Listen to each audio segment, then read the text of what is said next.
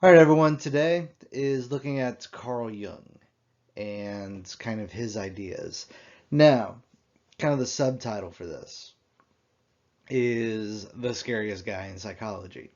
And that's because of really this. If you're somebody who's thinking about going into psychology or you just want to, just learn more about it, if you study this guy will change your perspective on a lot of things. Because what he does is kind of in his own way is he kind of forces you to look at the world in a different way. Like you can never really look at things the same way. Like, and this goes to like really much of anything. Like when you watch a movie, like if you're watching a movie and you can actually walk away from it and you will have a deeper understanding of what was really going on in the movie than like 90% of the people who went in and watched the movie. Like, for example, here's a question I kind of throw out. Maybe I gave this question to you guys before. I don't remember. But in the movie Infinity War, who was the hero? Who was the hero in the movie Infinity War? If you said Thanos, you gave the right answer. Because the entire movie is set up as Thanos being the hero. And he actually goes through what Jung and some other people call the hero's journey. It's actually kind of interesting because at the end of Infinity War, Thanos has actually gone through everything that the hero is supposed to. And and this is why subconsciously and unconsciously a lot of people walked out of that movie liking the movie, even though at a basic level they were rooting for the guy who was going to commit mass genocide. They really didn't think about it. They think they're rooting for Iron Man, Spider-Man, all the others. But the reason why people walked away from that movie and they were so blown away was because the way the story itself was structured. And it's also one of the reasons why people go back and they saw Endgame, and Endgame really wasn't as popular as Infinity War. And it's really because kind of the same reason why people hate the new Star Wars and then people hate the new Star Trek. It's because everything they set up with Thanos, to a certain extent, they kind of undid. And it's a psychological thing. And it's something that is really, really rooted deep within our unconscious and our culture and everything. And and that's the thing with Jung, because whereas Freud is more looking at kind of the personal unconscious and all the drivers that exist there, with Jung, it's a bit more to it than that. And to a certain and kind of put it in kind of a strange way, there's more going on inside of you than even that's actually inside of you. Um, yeah, so again, Jung is very, very deep, very complex. His mind worked very, very different than you or mine, and is different. It is very, very different. And again, if you decide you want to look into Jung, um, I'll leave some little extra things for you so you can kind of get started on it. But it's actually really interesting because again,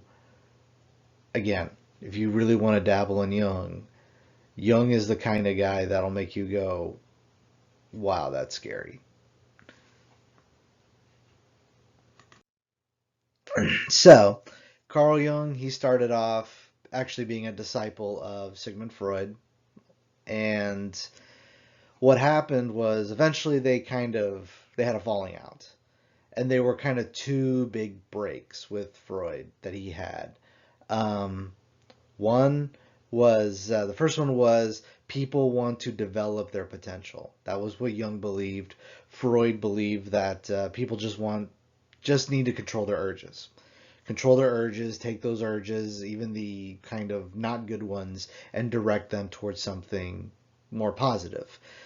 With Jung, he said that was part of it, but at the same time, what he said was people actually want to grow from where they are.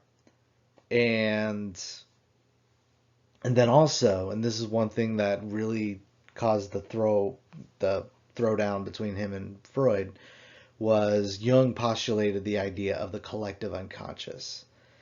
And kind of what it was what the collective unconscious is, it's kind of like the storehouse or the file or whatever analogy you want to use of all the universal ideas found within humanity, um, which he called archetypes. And these are ideas that are doesn't matter where you go in the world, you're gonna find these ideas. These are the kind of the ideas of what it means to be human to a certain extent. And really, it's actually kind of encapsulated in a dream that Jung wrote about, where he had this dream that him and Freud were excavating a basement. Like they were kind of in the ruins of this building and they were digging out the basement of it. And what he, and in the dream, what happened was Jung had, or I'm sorry, Freud had cleared out most of the basement. He had already kind of found all the the basement. Jung came along and started like tapping at the ground a little bit at something, at a part that looked weird, and he actually found another basement. He found a sub basement.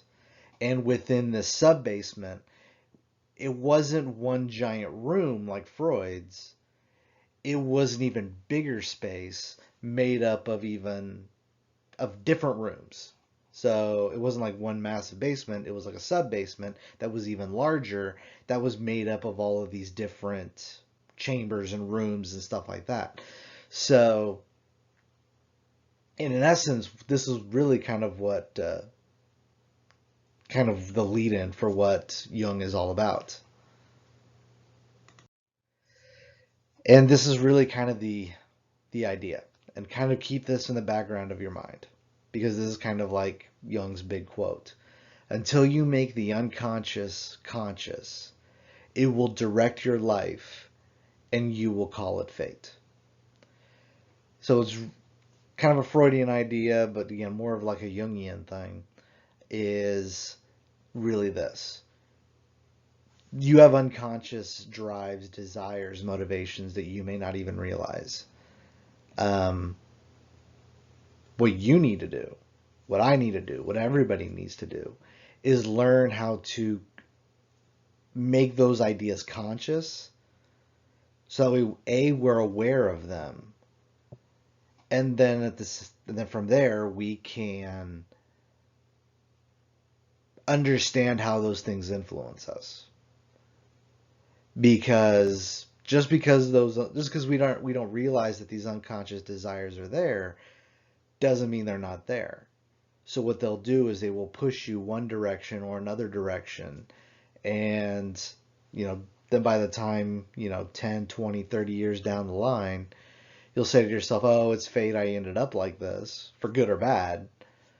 um, but when in reality, it's been your own unconscious desires that have been directing you the whole time. So kind of the first thing that again, kind of the idea to kind of take away is this: the idea of the meta narrative. And pretty much the meta narrative is this: it's the big picture of human experience. Okay? Because here's kind of the break, and this is kind of the big thing to understand. If you had to describe your life as a story, what would it be? Take a few minutes and actually pause this if you need to, But take a few minutes and actually think about it. If I was to, have you describe your life as a story, what would that story look like? Well, for Freud, and what his idea was the idea of the fallen hero, that everybody's meta narrative, everybody's overarching story is the idea that we're going to screw up and fall, and we have to try to avoid this. So I don't know if you've read the story Oedipus Rex in your English class or not yet, but pretty much the idea of Oedipus Rex is this: you have pretty much a king, by no fault of his own, ends up marrying his own mother and has a bunch of children. And when he finds out the truth of it all, he blinds himself as a result of it. Because again, he didn't know what he was doing. He just didn't realize. According to Freud, this is kind of the human, the idea of human experience. And there's a guy I put in brackets, a guy named Nietzsche. And with him, Nietzscheism, from him, we end up with kind of the idea of nihilism. And it's pretty much the idea of this. If you've ever heard the quote, God is dead, it's actually from Nietzsche. And kind of the idea is that it's kind of this way. A lot in kind of pop culture and stuff, Nietzsche is kind of seen as, okay, we're going to rise above our need of religion and yada, yada, yada, and end up becoming like, great people. Well, even Nietzsche, he was kind of a critic of organized religion and stuff like that. But one of the things that he said was, and the whole quote is this, and I'm kind of paraphrasing: God is dead, mankind has killed him, and there's not going to be enough water to wash away all the blood. And it's so, yeah. So Freud, Nietzsche, they had this idea that, yeah, we're gonna, do something, but in the end, we're just gonna make things worse because of our basic nature. Because like even with Freud, and this is something I really didn't get into because again, it doesn't really show up on the AP test, and it's like one of those things about kind of Freud's psychology a little bit is, even with according to Freud, even if you were to be cured of something, what will probably happen is in the end, your problem, the thing that you were cured from, will just kind of just shift and become another problem altogether. So no matter what, there's always going to be a problem. Um, and even a little bit, and even kind of like with Nietzsche, who was kind of a philosopher, thinker, stuff like that. Even he was like, yeah, mankind sucks. With Jung, what he said is the idea of our meta-narrative is not the Oedipus story, but more the hero's journey, the idea of the successful hero. And I'll kind of get into that in a little bit later, but this is kind of the meta-narrative of our lives.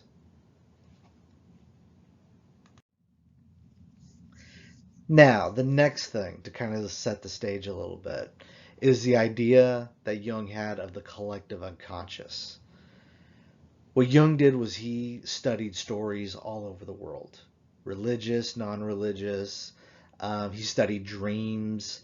He studied just a lot of different, kind of fictional and religious ideas and iconography. And what he found was there are similar themes that appear over and over and over. And what happens is these ideas and these themes, what they'll do is they'll show up as a character type thing in a story. So this is filled with a lot of imagery and a lot of symbols, And these images and these symbols are kind of visual representations of certain ideas. And what happens is these images, which are stand-ins for ideas, will actually influence our actions and our behaviors and our thought processes and everything.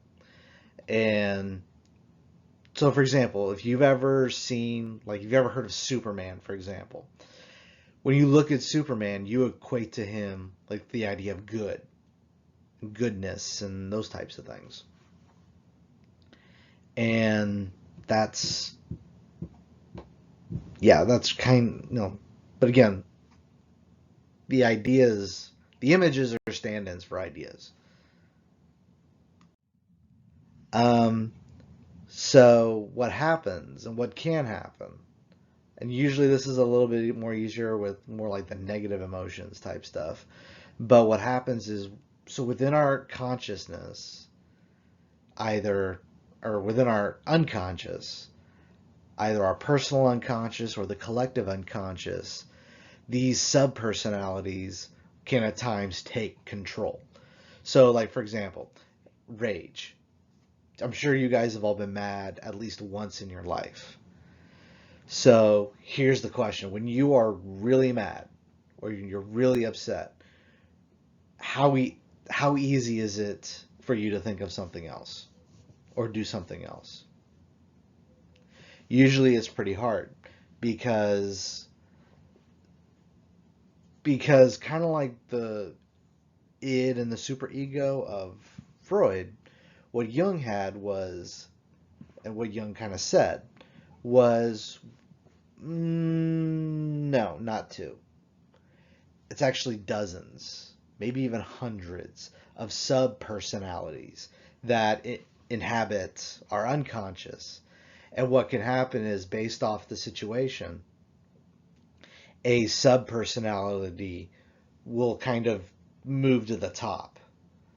So a good way to think about it is, have you all ever seen a Cyclops or heard of the Cyclops? If you have no idea what I'm talking about, pause it and then Google Cyclops real quick. And the idea of the Cyclops, and the reason why I bring it up, is this. A Cyclops is a monster with one eye. And that one eye can only focus on one thing. And that's what kind of each subpersonality is. It's that each subpersonality, whether it be anger, hunger, love, lust, success, drive, whatever that may be, it can only focus on that one thing. So what happens is, as we have all these little subpersonalities jostling around inside of us, eventually one of them, depending on the situation, somebody comes along, you're driving down the road, somebody comes along and rear ends you. You're mad because they rear-ended you. Boom. The anger shoots to the forefront. You're going along and, well, a couple months, Halloween is going to be happening. And you decide to go into a haunted house. And while you're in the haunted house, fear, that shoots up. And that kind of takes over for a little bit. And so again, all these little different sub-personalities are in there. And a lot of them, you can equate them to emotions. In fact, that's kind of what a lot of, and this is kind of where Jung kind of talks about, a lot of the ancient gods of Greece, Athens, Rome, and all the polytheistic religions, where each god was kind of like a different, if you really want to break it down, a lot of these different gods were actually you could make the argument that they were stand-ins for different emotions. And each one, if left to its own devices to an extreme, are capable of doing either really, really good things or really, really bad things. I know, a bit of a side tangent. So, the archetypes. These are, again, kind of embodiments of a characteristic found in a story. So, again, you can see, like right here on the thing, on the slide, you have, again, these different kinds of archetypes. So you have like the innocent. If you've ever seen a TV show or a movie or anything, like what kind of the goal of the innocent is to be. The idea of the orphan. Like every orphan, they have something kind of in common. The hero, the caregiver, the explorer, the rebel, the lover, the creator, the jester, usually the comic relief character. Um, these are these are all different characters that actually are in and of themselves a subpersonality that's within us all. And so again, these are pieces of us that can show up in a piece of art, movie, novel, story, whatever.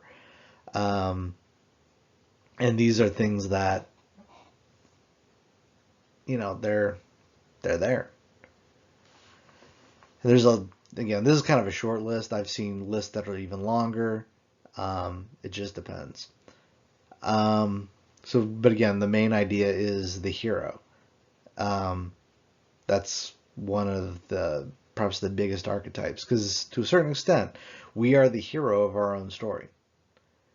And you have that, you do know that somebody that maybe is, you know, that's a very innocent, or someone who is a caregiver, someone who is an explorer, the rebel, the villain.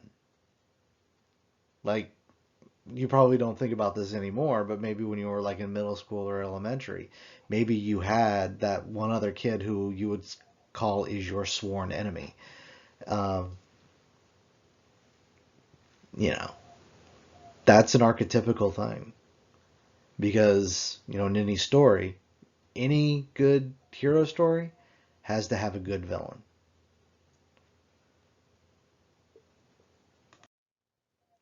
And so pretty much this is kind of the idea for Jung and the idea of the hero's journey. So when you have the hero, ultimately this is all the baggage that comes along with it. And it's really kind of this cycle. A lot of writers, in fact, to have a good hero story, to have a good story in general, you need this kind of thing. Um, because, well, like if you've ever seen Rick and Morty, this is actually what Dan Harmon does when he writes an episode of Rick and Morty. He actually goes through this whole cycle every single episode. So, so here's kind of the idea. So you start in the normal world. You see this where the stick guy is. You know what? I'm going to use this. Yay! You start in the normal world. Then you have the call to adventure. Um, There's a reason why the character has to do something. Um, they get aid somewhere along the way. Somebody helps them out. Then you have, some sort of guardian. Can be a real person, can be just an obstacle, but there's something where it goes, okay, we have now gone from the known world to the unknown world. And there's people that help along the way, there's a mentor along the way, you have challenges and or temptations along the way. And then at the very end, or at the very bottom, is you have some sort of grand revelation. And this is where the hero, to a certain extent, will die and they'll be reborn. Now, death can be a literal death, it can also be a figurative death. In essence, right here is where they can no longer be really what they are anymore. A part of them is gone, and a part of them, and something new is gained. And that's kind of this part where they have the transformation, where the hero will change. They're going to grow because of it. And then they have, the atonement, maybe where they try to set things right, maybe where they sometimes this is called the return, where they try to leave the unknown world to go back to the return. Sometimes they'll put the return here, sometimes it just depends. But eventually they will return to their normal place And this return, sometimes they'll call it like maybe conclusion, restoration, whatever.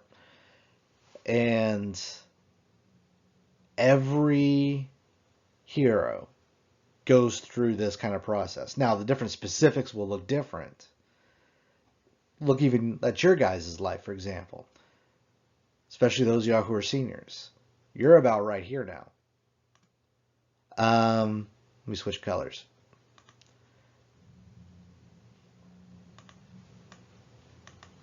Let me erase all this first. Yay. I found something new to play with. I really hope you can see all the lines that I'm drawing. So again, if you're like a senior right now, you're about right here. Or even if you're a junior, you're about right here. And so your journey began right here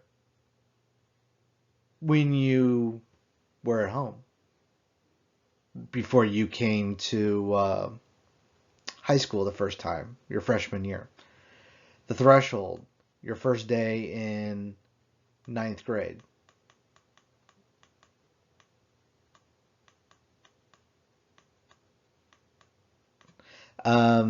You have mentors, teachers, helpers, teachers, friends. Maybe another student is a mentor, an older classmate. You have challenges and temptations, tests, and opportunities to slack off.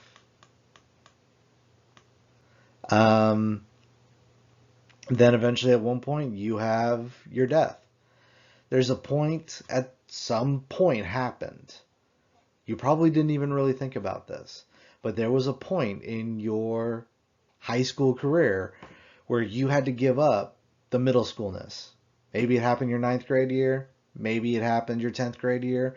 Maybe it's happening your 12th grade year. Or, something changes about you.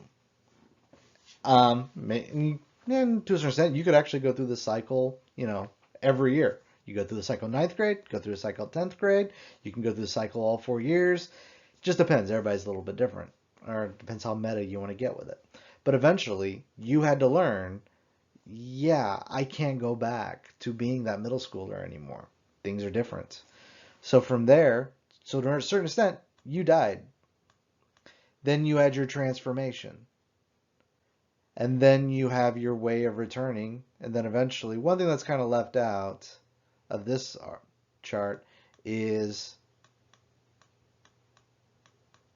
the treasure. And that can be, sometimes it'll be about like right here around the time of transformation, or even a little bit afterwards. And, but it just depends on the story. But there's some kind of treasure, something you gain from it. And you know what your treasure is for high school, right? Yeah, your diploma. So, some other personas that Freud talked about was kind of, there's two main ones, the persona and the shadow. Um, there's also the anima and the animus. Um, that depends on, your male or femaleness. But pretty much the idea of the persona and the shadow is this. Um, your persona is the person you are when you want other people to like you. This is the mask you wear in public. Your shadow is the aggressive part of you that is usually hidden. And to kind of expand on this idea a little bit, it's really just any part of you that you don't want society to really know about you, mainly because it causes you some kind of anxiety. Um, and that's really kind of it. Um, this stuff is, the persona and the shadow are actually pretty interesting because you can tell if somebody is all persona. You can tell if somebody is all this because they're usually the guy that gets picked on all the time. Um, so what Jung kind of said, and what other kind of people who followed him said, is what you need to do is you actually need this part. You need your shadow. Now you have a choice with what to do with your shadow. You can let your shadow take complete control of you, in which case you'll become a monster. You can try to suppress it as much as you can, or which will turn you into a doormat, and your middle name will now be welcome. Or what you can do is you can try to integrate your shadow. Try to bring your shadow up so that way you can make it part of you, so that way you can have its power at your command. Pretty much the idea is this. And there's actually a kind of a Bible verse that covers this, where it says, "Blessed are the meek." And a lot of people, they think of that verse as, meek as in, I'm a doormat. Well, in the original Greek, meek meant pretty much this. I got my sword, I can cut you with it, but I'm going to choose to keep my sword sheathed. Meaning, I have the capacity to rip your throat out, but I'm going to choose not to. Now, the simple fact that I have the capacity to rip your throat out means I'm not going to have to rip out your throat, because pretty much the idea is this. If you understand that you're capable of being a monster, if somebody tries to act monstrously towards you, what you can do is you can approach, you won't have to shrink back or anything else like that. What you do is you can approach the situation with confidence, and in turn not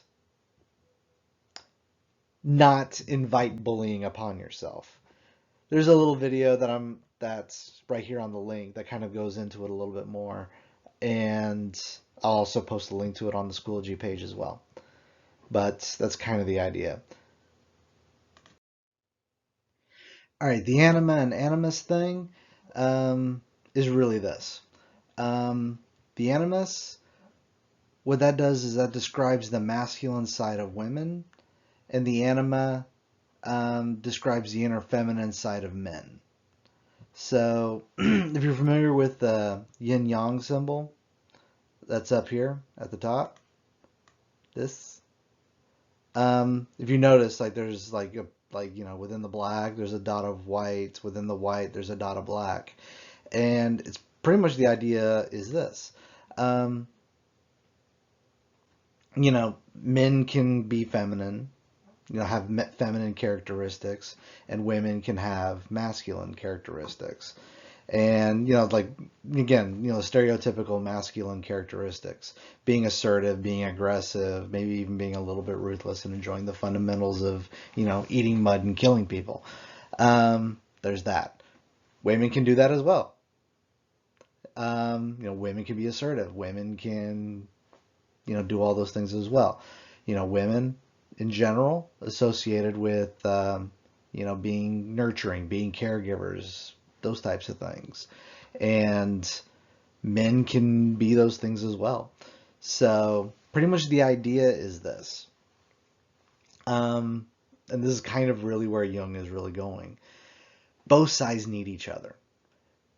Men need women as much as women need men in order to kind of bring out those kind of traits a little bit, and in essence become a more balanced person.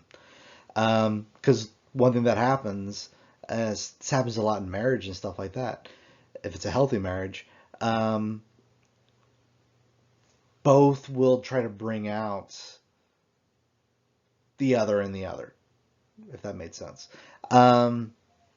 Because again, guy, when he has a wife, one of the things that, he will learn, he can't be aggressive with his wife.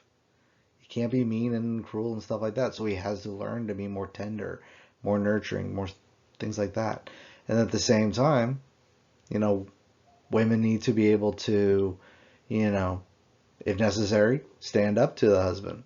Even, even if it's just, nothing crazy, just a mild disagreement, she just can't be totally agreeable all the time. She needs to be able to speak out, speak up, do things like that. So both kind of bring out the other. And the idea for both is, again, in order to become balanced. Because again, when you're, you guys probably see it, when you're younger, when you're like in middle school and elementary, you know, there are things that, boys do, there are things that girls do. Then when you grow up and, you're in your 30s and 40s, those things kind of change a little bit. And it's, again, more of a finding the balance, the inner balance between what you can do and what you can't do.